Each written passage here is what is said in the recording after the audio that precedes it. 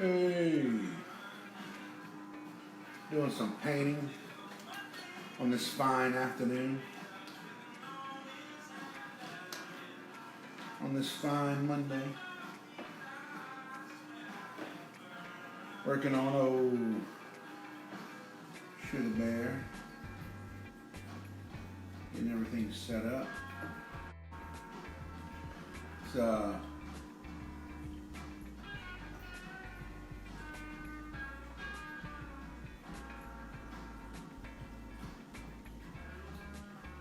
painting I'm working on for my, might as well be my stepson. I treat him like it. Hey, ma.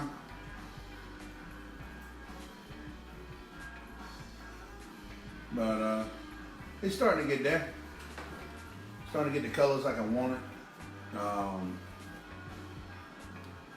I think I've told like some of the background on it already on other videos and stuff on YouTube, on my channel. But kind of how I'm coming along with it. I did a lot of the texturing on it already for the fur and that kind of stuff. And then basically I'm just kind of coming back in. I like to use the blacks as highlights, which is kind of funny because I usually start with the darker colors first and then work forward. I usually work from dark to light, but then I like to come back with the detail side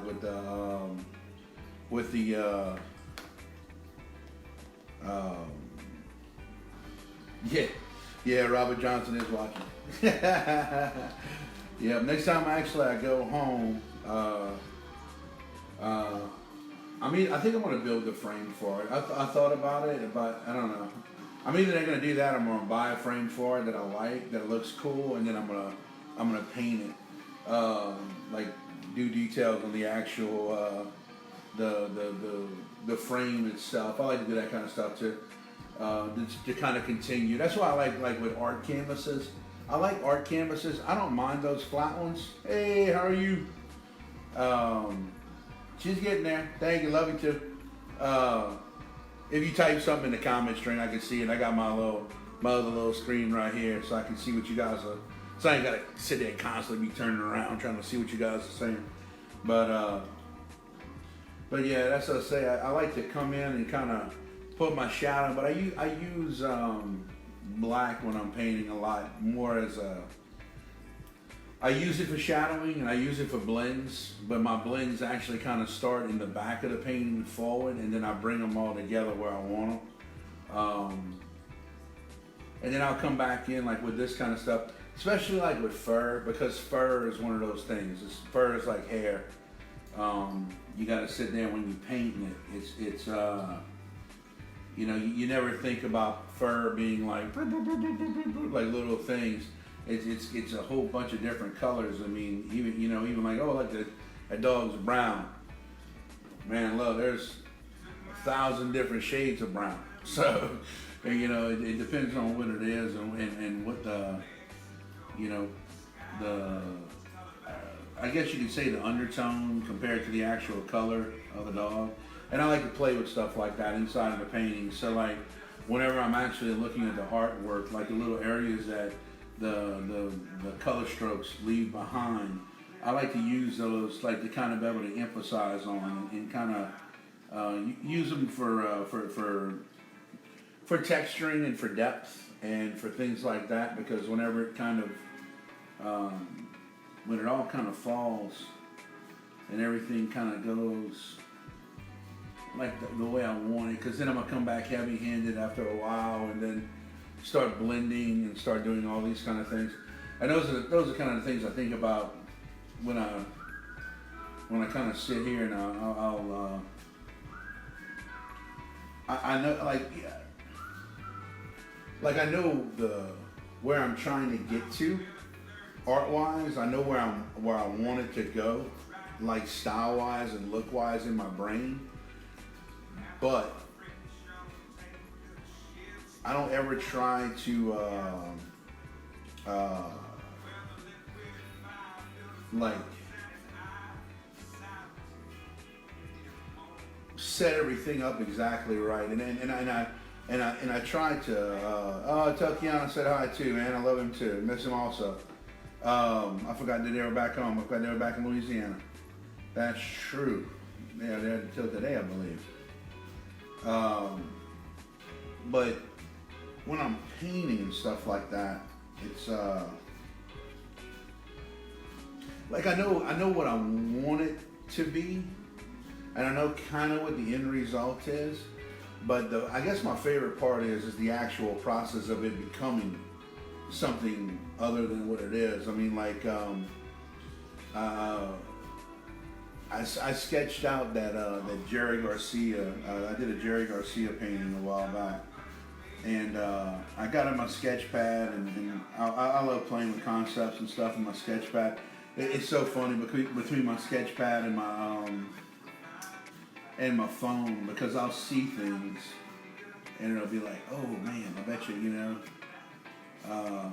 that would look really cool in this or really cool in that or whatever, whatever I might be working on. I got a painting, just to give you an actual example, for instance, I got a painting I'm prepping the canvas because it's a huge one. It's a big canvas, so we're working on some big art, and basically I'm having to put coats of stuff on it just to make sure it looks the way I want it to look when I start painting it, and that everything runs smooth, the colors run smooth, just that kind of stuff. But anyway.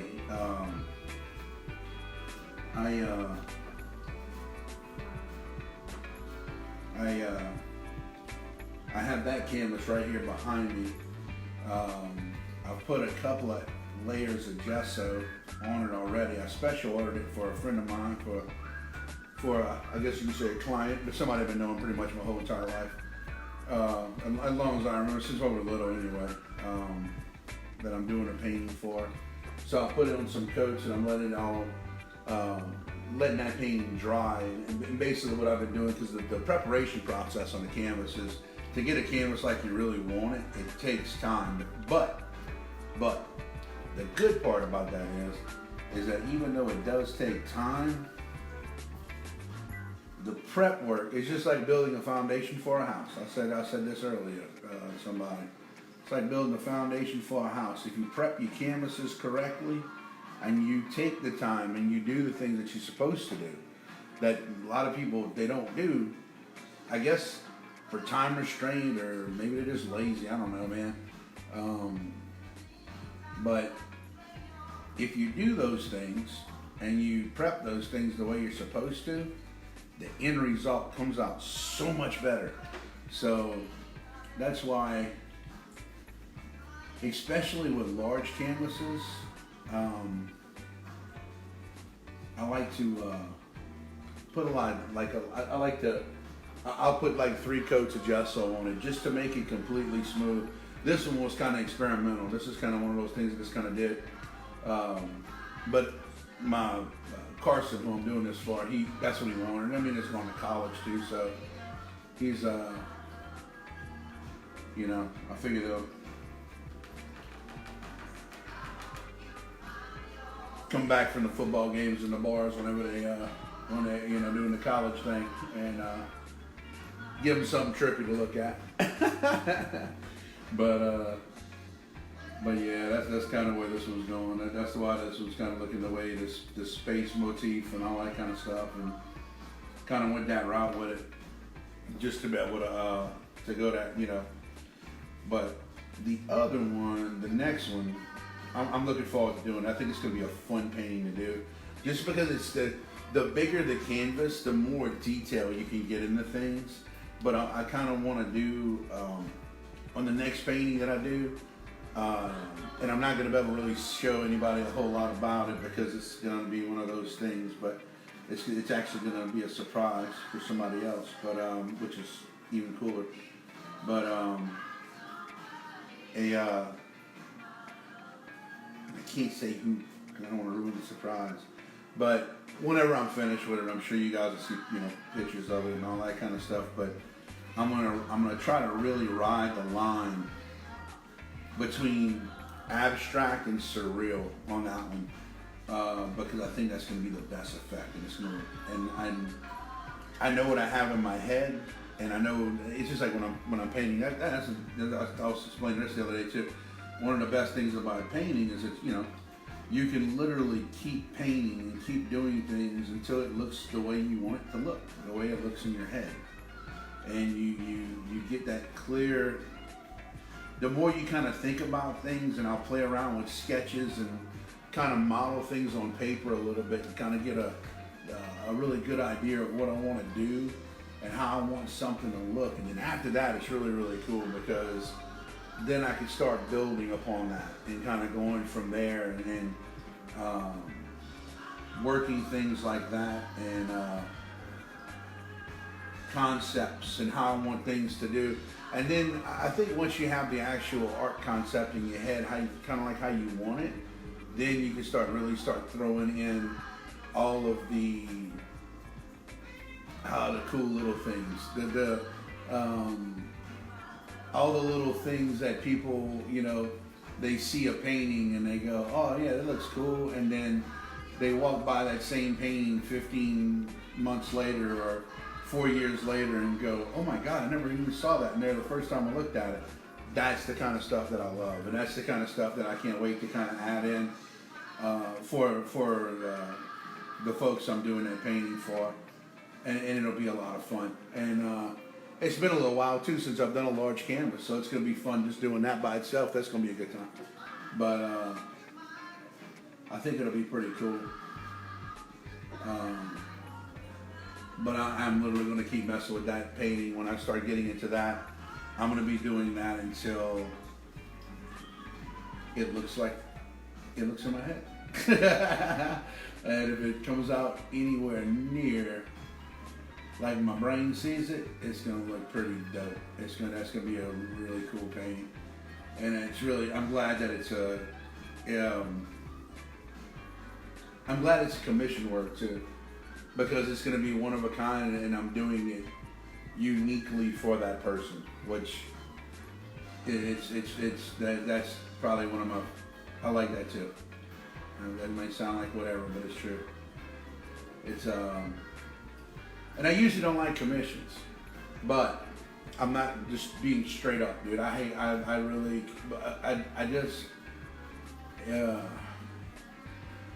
but I'm doing, if you're doing commissions for the right people, that's the thing.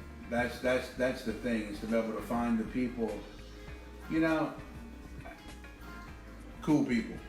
People that will let you go with your creative freedom, because they know that I'm not going to give them anything that's going to look garbage.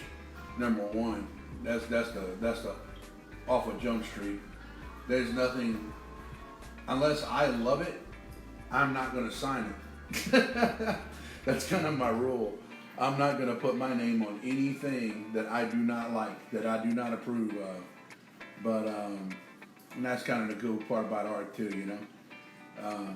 is being able to do that, and to be able to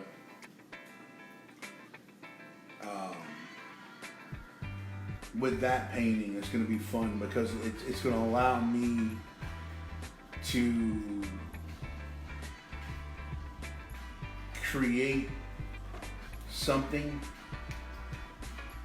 and make something exist that shouldn't. And that's the best part about it. The imagination part of it. That's the love for me. That's what I love to be able to do. And it's so much fun. And right now, all I'm doing, just if you're wondering what I'm kind of messing with right now, I'm just kind of putting a little bit of, just giving a little bit of black lining and kind of like little follicles inside of the hair, just to kind of give it it gives it a little texture. And then she was 14 years old when she passed away, so I think they said nowadays, because of the advancements with like with vets and veterinary science and those kind of things. They say that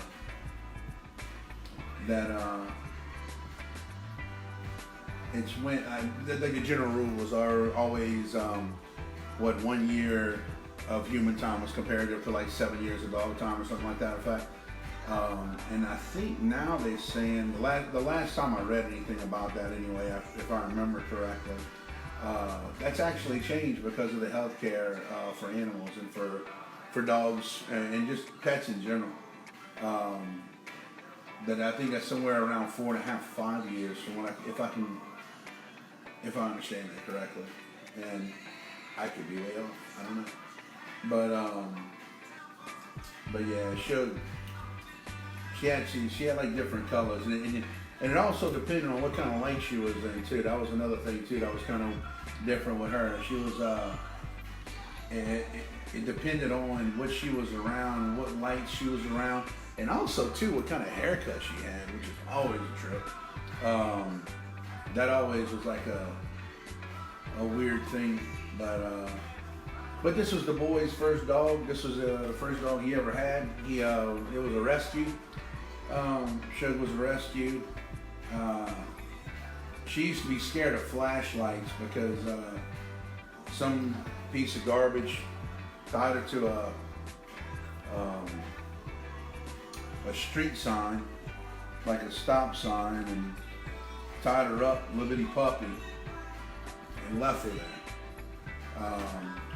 And then their neighbor found them, and then the neighbor brought Shug to the house and got her some food, some water, thank goodness. And then he wasn't set up for dogs or anything like that, so he didn't have like a lot of, he was just trying to do a good deed, which was cool. That's awesome. And he was just doing what he could with what he had. And Carson would walk over there and saw that he had a dog in a box, and basically told him, no, that's not how you take care of dogs. You're not supposed to put dogs in boxes. And literally just picked up Sugarbear and like hijacked her. And he was like, oh, okay, and just kind of let him out, let her. And she loved him, so she curled up, and Ned had to feed her and all that kind of stuff when she was little. But she'd get really, really scared of like if you took flashlights and stuff like that. And I don't know, just from talking about it, it's always seemed like if I had to bet, it was probably just from like the headlights and stuff like that, from being trapped to that damn to that fence post, to the sign. Poor dog. That's what I said. I couldn't even imagine, being a liberty old puppy dog like that, and then being stuck. I mean, that's pretty much what it was. They just left her. That's just, I don't know.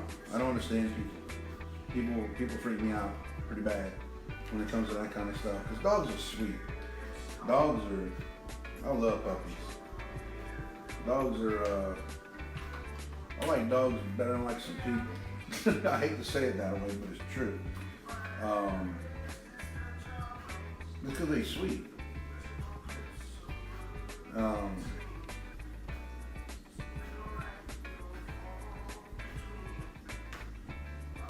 But yeah, as I say, she was a good dog though.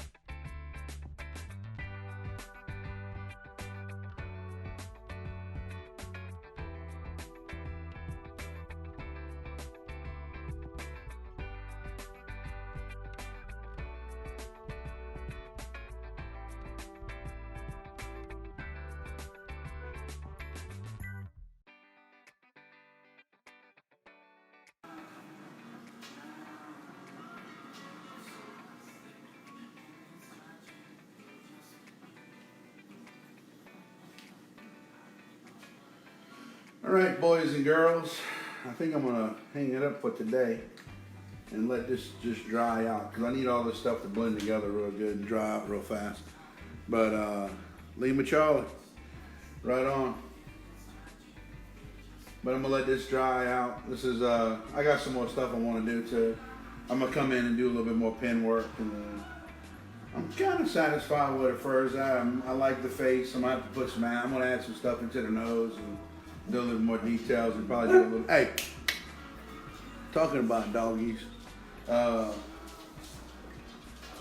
yeah, I'm gonna do some stuff inside of that. And would you hush? Stop being a big baby. But yeah, got a couple more things I want to do. She's being my guard dog right now. I'll see y'all later, man. Y'all be cool. And I'll holler at you later. Peace out.